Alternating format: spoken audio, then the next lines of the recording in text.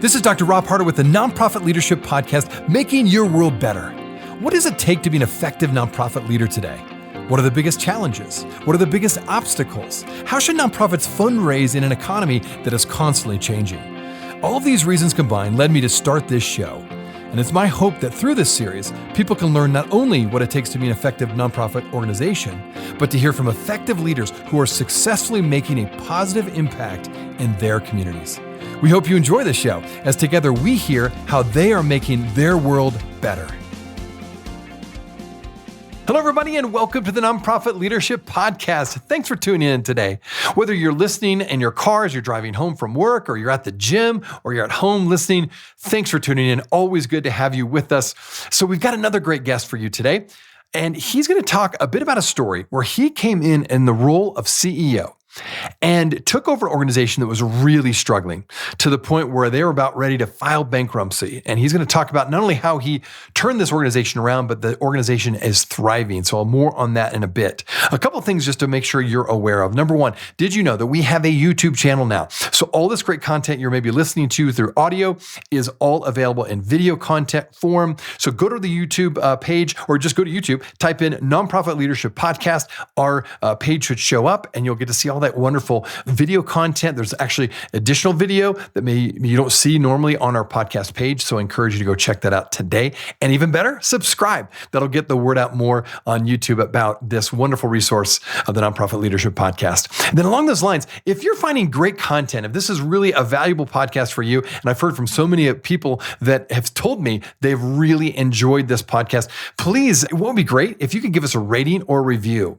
You can go to iTunes or you can go to Spotify or wherever you listen. There's usually an opportunity for you to give us a rating or give us a review. Let us know what you like about the podcast the most.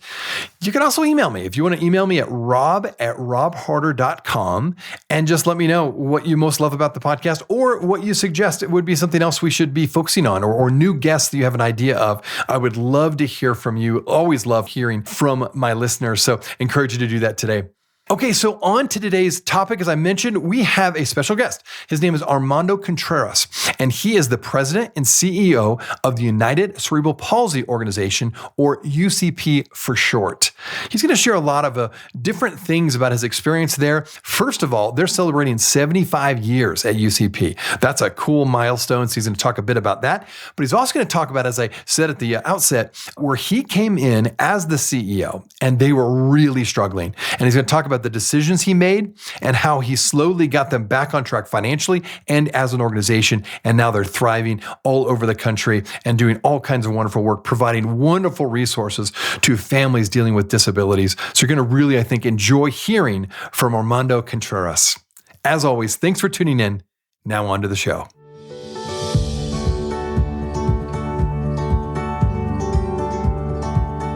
This podcast is sponsored by DonorBox. DonorBox, helping you help others with the best donation forms in the business. Hey, Rob, I really appreciate the invitation, and I'm really looking forward to our dialogue and conversation here.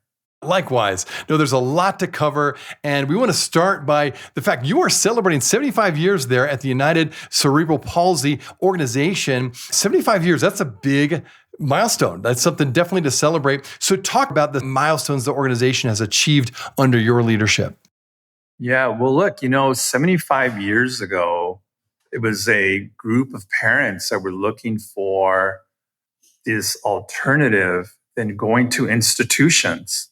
I mean, that was the culture in the United States and many parts of the world, right? That if you had a disability like cerebral palsy, Down syndrome, or other conditions, then the recommendation from doctors would say, your child needs to go to an institution, or this adult would have to go to that. And that was primarily what was the offering at that time. You fast forward today, most, not all, but most of the institutions have disappeared. And now you have people, children, teens and adults living with their parents. You have them in group homes, in a setting that is inclusive of today's world. So that's one of the most significant changes. The other changes have been like access, access to going into a building, access of getting in a car, access for transportation, there's still some challenges out there, like with airlines and so forth. But as I travel around the nation, I do see many more people traveling that have disabilities, right? So access is another one. Education, jobs, there's so many things that are available today. Not a perfect world yet, but we are moving in a good direction versus what was happening 75 years ago, right? The longevity of the people with disabilities also, they're living a lot longer life, right? Because of therapies and medicines and the proper care. Right. No, you've already launched into this. That was one of my quick questions was going to be, how has the disability landscape really changed over the past 75 years? So there have been significant changes. Has there been anything else you haven't mentioned yet, or maybe particularly in the last 5 years, do you feel like that is even more, again, towards the positive of those who are dealing with disability? Are there other things you feel like have really changed for the good? Yeah, so there's several things here. One is related to early intervention, research. So early intervention, I think, in the past 5 years has really enhanced and increased. Still not to the point where we'd like to see it, because it's diagnosing that condition early on, which is early detection. I'll speak a little bit about that later. But also is that intervention, the type of therapies that children need from the very get-go, from the time that they are born, weeks later, right? But you have to get it diagnosed first, as far as what is that condition, what is that particular need, because the sooner that you can begin to address the issue, provide the tools, provide the therapies, the better that child's life is going to be in the future. Yeah. Oh, well said. Well, let's talk about that. A specific example, maybe, of how UCP has transformed a family's life through its programs and services. I know you probably have hundreds of stories, but you can maybe just share one story that really stands out to you under your leadership time there. Sure. So, for 7 years, I've been leading the national office in Washington, D.C. Now we're in Virginia. But prior to that, I was working with an affiliate in Phoenix, Arizona, UCP of Central Arizona. And that's where that my team was part of, providing direct services.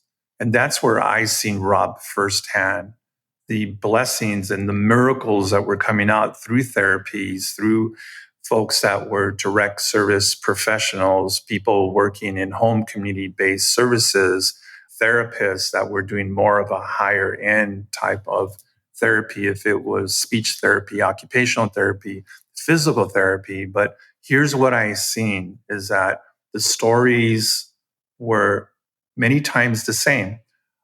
Families would say, our doctor, our pediatrician said that our child would never walk. Our child will never run. Our child will never speak. And let me tell you, many times I had seen the opposite, where parents would come to us, come to the team members. They're the ones that I credit, those that are working day in and day out with families, children, teens, and adults, that were making these miracles happen. I'll tell you one story. We were having a gala fundraiser, and it was a young gentleman, that I had asked him to present some flowers to one of the honorees. Well, something happened along the way in the program where there was some logistical issue. Really, it was a blessing in disguise. So he never had an opportunity to take the flowers. Like the the folks that were supposed to prompt him to do that, it never happened. He didn't get the cue. It wasn't his fault. I felt really bad because his parents were there. They bought him a new suit. I can see him from the podium. And I said, look, I said to the participants, those that were there, a bunch of donors and dignitaries, I said, I'm going to go off script, but I'm going to bring this gentleman up to the podium. And he didn't get a chance to be part of the program the way we had planned it, but I want him to come up here. And he did say the same thing that I'm telling you, Rob. He said that doctors had said that he would never be able to speak, walk, or run. He walked up to the podium. He gave like a 5-minute speech. That was not what we were asking him to do. He didn't have a card like perhaps you and I will need to put some notes and jot down some things, right? He did it off the cuff. He was very articulate. So, those are the things that I seen. I seen kids walk. I seen kids run. I heard the stories that kids hug their parents for the first time, right? That said and spoke the words "I love you" to their parents. So those were things that are still ingrained in my heart, right, in my spirit, is that these are the things that we can do as United Cerebral Palsy. And just one quick note for clarification is that, and it's really important for us as far as brand awareness, is that our affiliates in the United States and Canada provide services for people with cerebral palsy, but other conditions as well. Down syndrome, developmental delays, right? Those are the things that we've, in the past 75 years, we've evolved to providing these vital and life saving therapies for many other conditions. Okay. I'm glad you mentioned that because, yeah, it sounds like you provide services for more than just cerebral palsy. So that's really good to know for my listeners to be able to check out that organization, your organization, and find out more information then. Okay, so your impact, when you first took the role of president and CEO, I understand, UCP was actually facing some real financial challenges. What were your initial priorities and how did you turn the organization around? Yeah. Well, look, we all knew in the network that the national office was spiraling down, was heading towards bankruptcy, right? That was really the what it seemed to be at the time, the pathway. And I decided to put my name in, knowing that that was a big challenge, right? I thought perhaps that me coming on board as the new leader and with a collaborative spirit and a very inclusive spirit, that we can get through this dire situation. I mean, we were literally probably about $1 million in the hole, and there was just so many things happening. So the first thing that I did was what I usually do, and this may not be a something that people do, but I paused and then I prayed. And then I said, okay, what do we need to do here? So one was efficiencies. Where can I find some things that I can cut some costs? Made some tough decisions, had to close down departments, but those departments were essential for our viability as a national organization, Rob. So what I did, I started exploring and looking into vendor partners, other nonprofits that did back office type of functions like finance. And I have to say that while the folks that we had, the department that we had in finance, they were people that were very dedicated. It hurt me to the core that I had to close that department down.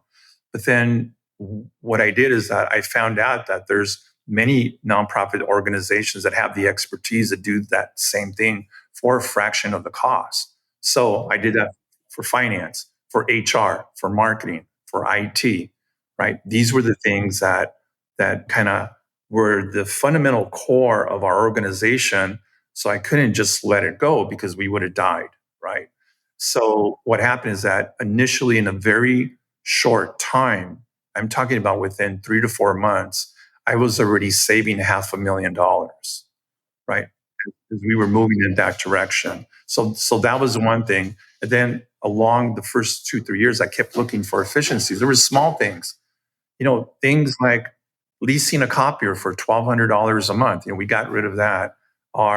We had a storage, right, with a huge company that was charging an arm and a leg. Then I moved that business over to a business that was hiring people with disabilities for a fraction of the cost, right? So there was a win-win situation there. So one of the biggest, probably the biggest thing, and a kind of a black cloud that was over us, is that we were leasing a beautiful, beautiful office suite, 13,000 square feet, literally 10-minute walk to the White House on K Street. So that was like a priority for me to figure out how we were going to get out of a long-term lease and paying a monumental amount of money. That eventually happened. But Rob, really the bigger issue was that we were losing the trust of our affiliate network, right? There was this little faith, this lack of confidence. Where were we going to go? It was really on my plate that, were we going to preserve at that time a 70-year-old or 69-year-old organization that provided all of this care for hundreds of thousands of individuals throughout 75 years. Were we going to lose the brand?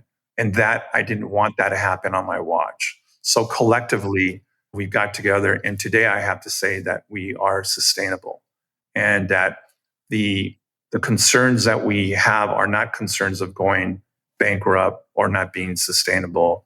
We are doing well. And that I have to say, thanks to the collaboration of many, my board, the finance committee, my team, and some of the affiliates that kind of rallied around this. So that celebration of 75 years, Rob, it's a true celebration. We'll be right back. Are you ready to revolutionize your advocacy efforts and significantly impact policy change? Discover Quorum and level up your advocacy to better educate more lawmakers. Quorum is the only unified public affairs platform that empowers nonprofits to map, track, change, and report on the policy landscape, all in one place. Explore how Quorum Grassroots helps nonprofits create compelling campaigns in minutes. The result? Your nonprofit doesn't just participate in the advocacy, it drives it. Quorum, where influence meets innovation. You can learn more at quorum.us. Are you looking for an easy and effective way to boost your nonprofit's donations? Look no further than DonorBox, the online fundraising platform that streamlines your fundraising efforts, maximizes donations, and simplifies giving for your supporters. With DonorBox, you can create beautiful donation forms, accept digital wallet payments, track donations, and send auto receipts. And the best part? There are no setup or monthly fees and no long-term contracts required. So what are you waiting for? Visit donorbox.org today to get started. That is donorbox.org. Hey friends, and thanks so much for listening to the Nonprofit Leadership Podcast. I want to let you know that I've recently become a professional certified coach. With my nearly 30 years of nonprofit experience, I know firsthand how hard you work as a leader. I also know how important it is to have someone you can call on to get help with the barriers, the leadership challenges that you will face both professionally and personally. And I really want people to thrive, to become all they were meant to become by providing coaching and consulting services. So if coaching is something you've always been interested in, but maybe weren't quite sure what it was all about, I encourage you to reach out. You can go to my website, robharder.com, or just email me at rob@robharder.com. I would happy to provide a free sample coaching session so you can determine if coaching is for you. All right, thanks again for tuning in. Now back to the show.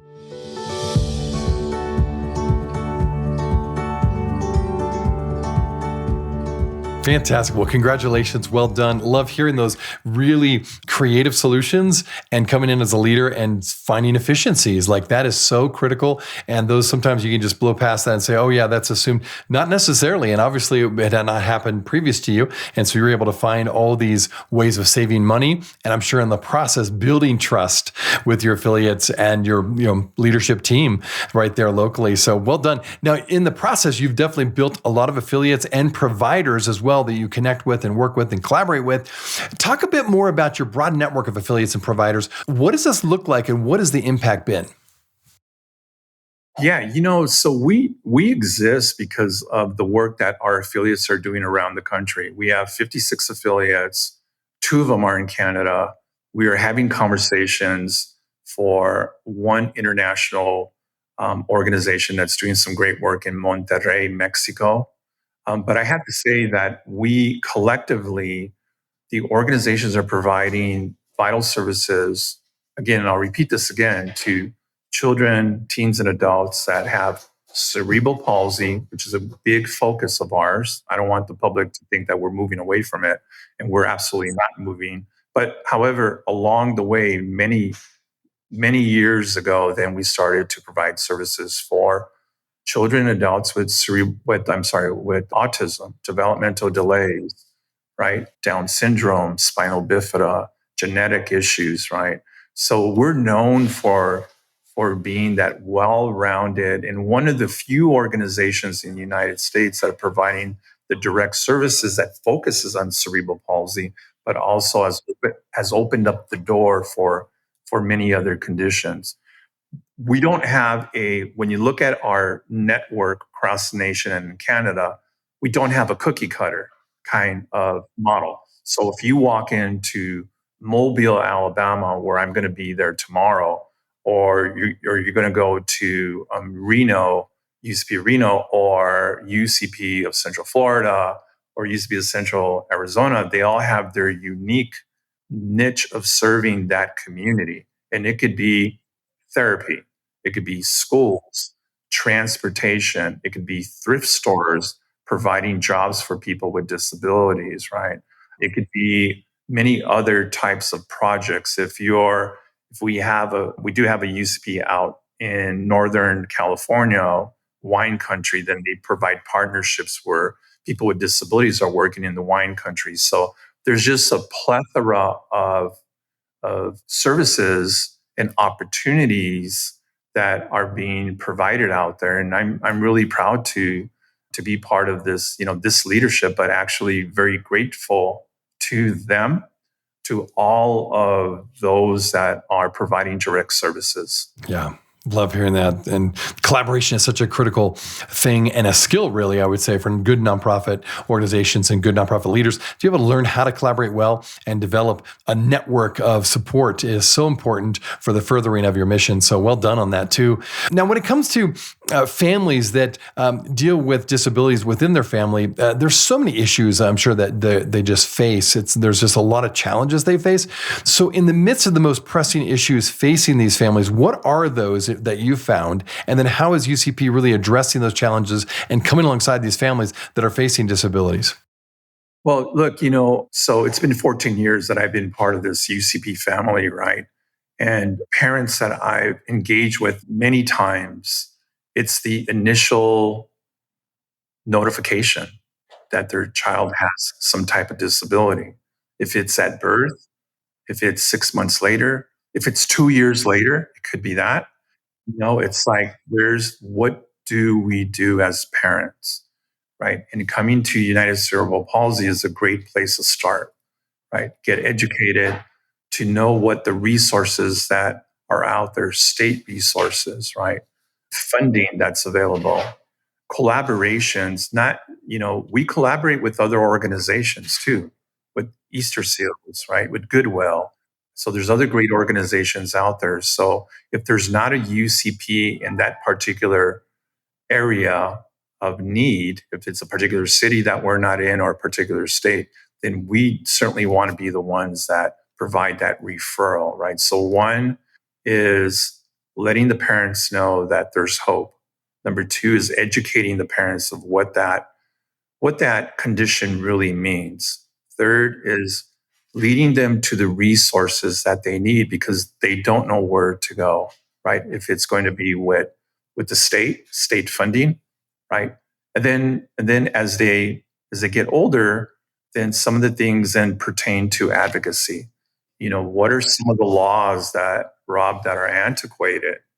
You're looking at 30, 40, 50, 60-year-olds laws that are still in the books that could affect somebody going to work, right? So all in all, Rob, it's like we at United Cerebral Palsy are the go-to from either the very beginning, the initial infant stages that somebody's just got notified about their child or somebody's child or somebody in the family, right? Second is, what are those tools, those resources, those therapies that are being offered and where they can find the actual financial resources to pay for that. Yeah. Okay. Well said on that. Now, as we start looking at the future, when it comes to planning on expansion in terms of your reach and impact in the disability community, what does UCP's kind of future role look like, particularly when it comes to new technologies? How does that impact your plan for expansion? It's an exciting time. I think it's an exciting time in the world globally, right? When it comes to technology, right? We've heard in the past several years about, wow, how does artificial intelligence, what is that role, right, of AI in the disability community? Well, one that I can tell you, I'm not a researcher.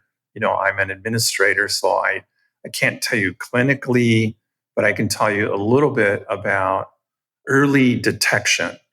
And early detection is very, very important, especially in the cerebral palsy community, Because right now, according to the researchers that work with us, and we have a UCP research council that I'm very proud of, and they are a group of notable researchers, scientists, doctors, therapists that are coming together and are figuring out these breakthroughs. Well, one of those, at least one breakthrough that we're trying to move forward is early detection, right? The average detection for cerebral palsy is 2 years, average, right?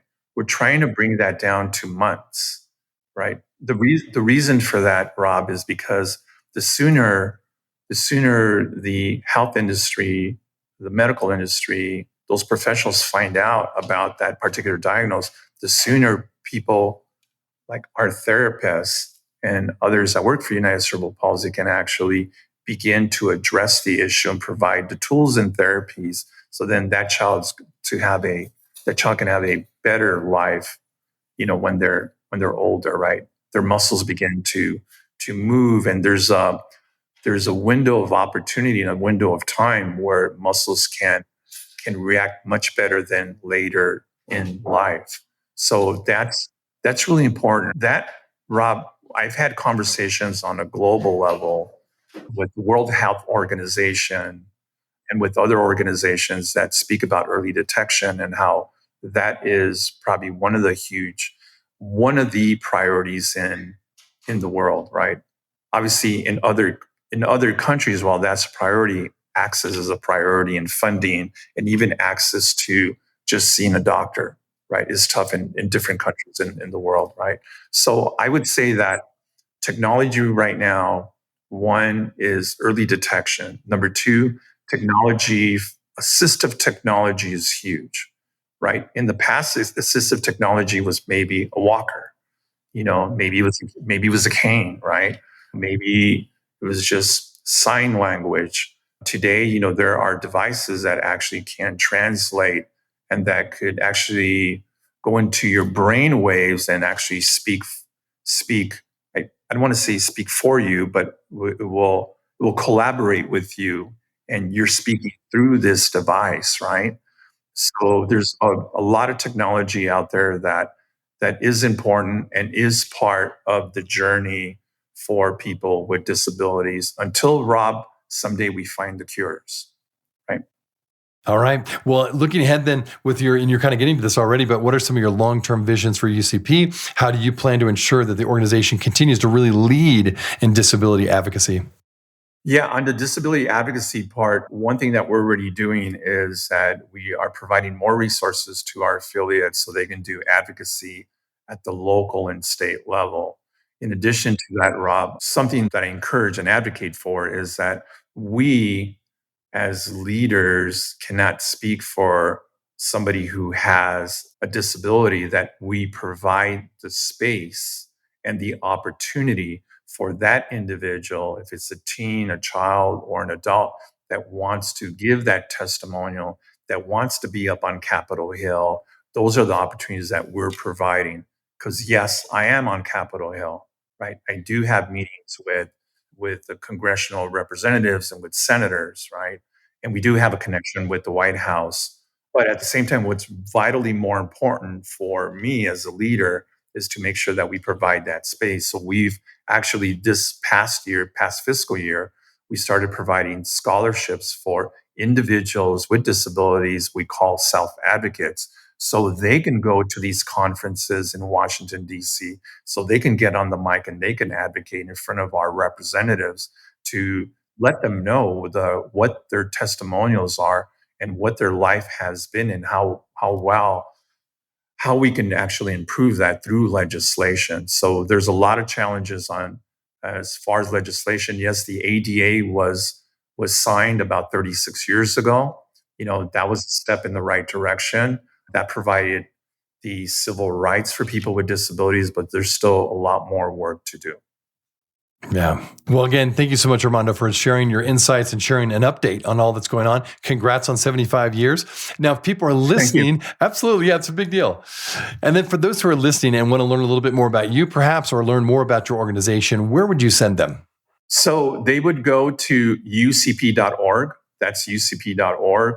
One, they can go in and find an affiliate that is in their city, in their state. There's also a information referral line, or you can do that. You can go in, type in an inquiry. So we can do that.